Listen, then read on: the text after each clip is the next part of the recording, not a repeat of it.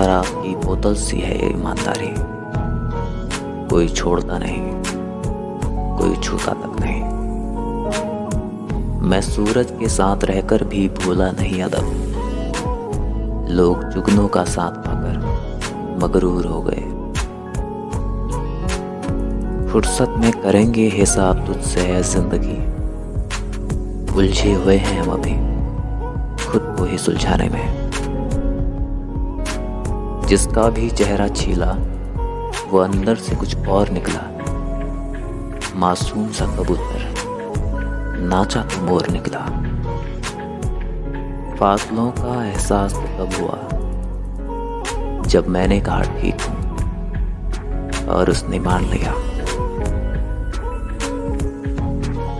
मैं वक्त का मुजरिम हूं, लेकिन इस वक्त ने क्या इंसाफ किया। जब तक जीते हो जलते रहो, जब जल जाओ तो कहना माफ किया। तो कितनी भी खूबसूरत क्यों न हो जिंदगी, खुश मिजाज दोस्तों के बगैर तो अच्छी नहीं लगती।